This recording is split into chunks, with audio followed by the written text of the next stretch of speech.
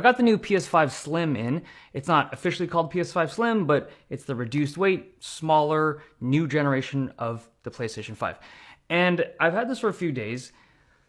I have mixed feelings about it. When I pulled it out of the box, like right off the rip, the first thing I noticed was how much lighter it was. I'd seen photos and leaks of this thing, but the weight difference was very substantial compared to the PS5 that I was originally using.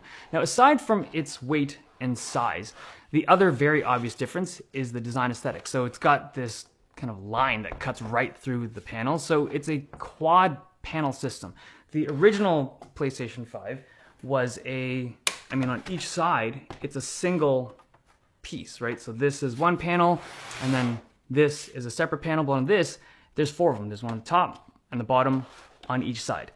And I think they derived this aesthetic from the controller. Like if you take a look at the controller real quick, this has a very obvious kind of, split panel aesthetic, right? The white segments are separated, and I think that's the same kind of look they're going for here, where the different white panels are separated with this black gap in between. Now, when it comes to, I guess, slim versions of the PlayStations, I've always been aesthetically drawn to them. Like, even though I've owned every single original PlayStation, I always buy the slim variants because they just look cooler and they're just like a little bit cleaner. This time around, I don't know, there's something about this that it just doesn't appeal to me as much, and obviously this is very subjective, but I don't like the fact that it's like a two-toned material. Like the top is this glossy finish, but then the bottom is that matte finish, which is actually a little bit different from the matte finish of the previous version. But I don't know, it just looks a little bit cheaper to me. I don't love the look as much as I thought I would on a Slim. So I'm gonna pop these panels off real quick just to show you what's going on here. The top ones come off quite easily. The bottom ones, I wouldn't say they're hard, but there's a little bit more work involved compared to the top panels. Okay, so the first thing you'll notice actually when you remove this, this disk drive, it is a removable disk drive, and it's surprisingly easy to come. It's toolless removal. So I don't know if you can see there's like a little arrow there, but there's an arrow and it just lifts up and it hinges off. So it lifts up and it comes right off. It's super fast to remove. So the way that the disk drive connects to the motherboard, there's a connector here on the back of the disk drive that just slots right into that socket on that motherboard. And the way that you put it back in is you hinge it on the left side and it's done. No screws, nothing. And then at the top here, you can see the SSD bay. So this unscrews just like the original PS5, and you have access to the NVMe slot. So this one here is seemingly compatible with anything that would have worked on the original PS5. Now, if you'll notice, the vent styling at the top of the new PS5 is pretty plain. There's no kind of stylized exhaust venting there. If you compare this to the original PS5, this has like it's very noticeable even when the paneling is all closed up.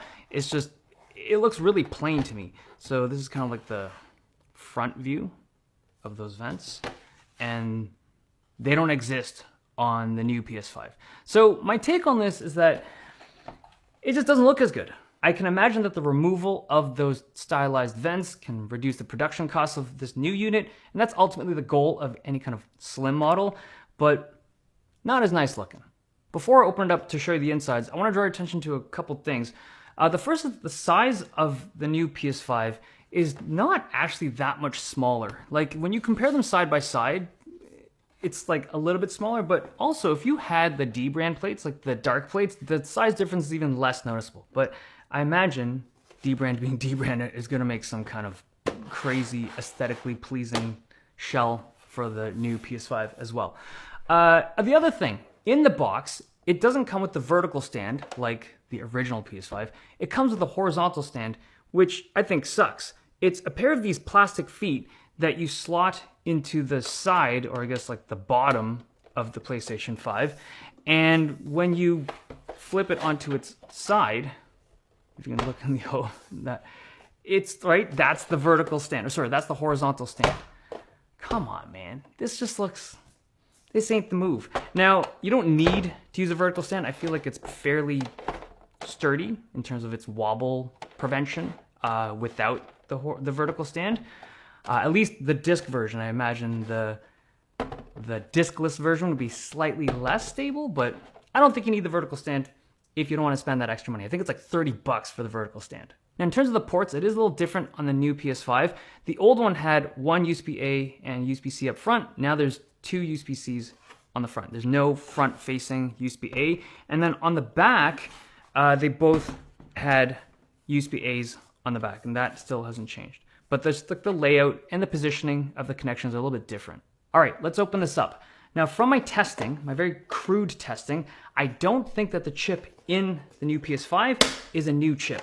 The original, like old school PS5 that launched with a 7nm fabrication, then it moved over to 6nm, the Oberon Plus chip. I still think this is still using that 6nm chip because the power draw was exactly the same from all the testing that I've done so far.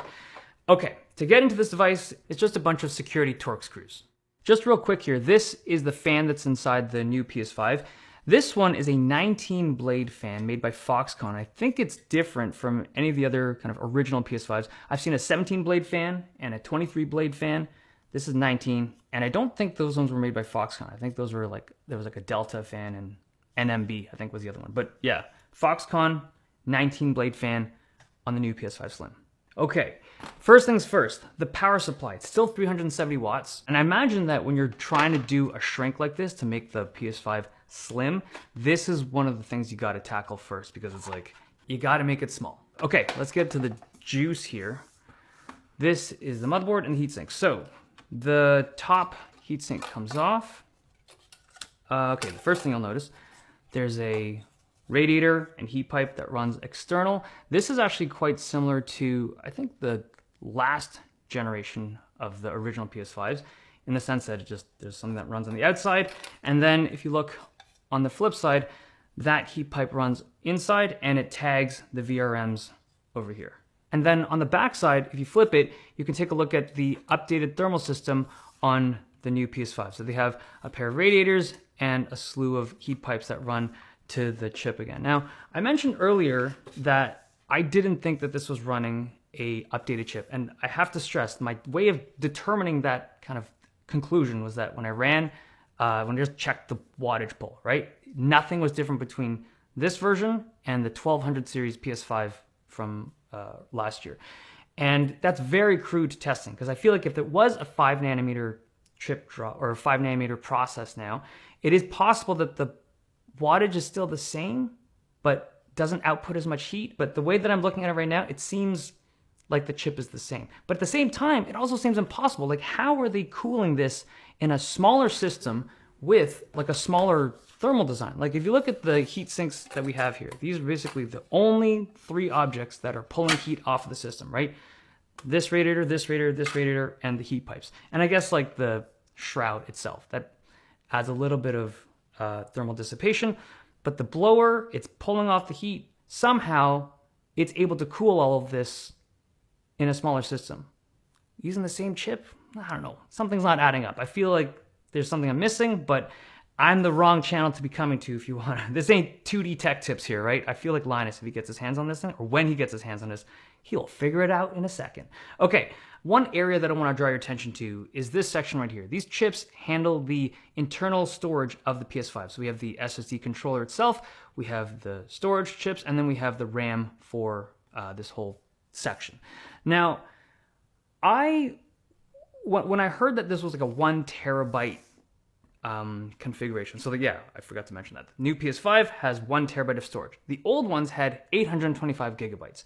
And the way that they had done it before was they had 6 memory chips, like storage chips, that had a very specialized custom controller. And all of the old PS5s, it didn't matter which variation or which year you bought it, had the exact same SSD configuration and the exact same controller, that custom built controller. And Sony talked about how this controller is very important. It was integral to what the PS5 was because it was super fast, significantly faster than what the Xbox products had. But it's different now. Now, from what I can tell, there's no difference in performance. But again, my testing is so crude. The only thing I could do was just like load up a game and time it. And the few games that I tested, the load speeds were exactly the same. Very crude testing, but something tells me there's more to this story than what I'm seeing here. But at the very least, It now has less chips, so I'm assuming production cost comes down. The controller has to be different. This is a different SSD controller than the original PS5s. But as to how much it affects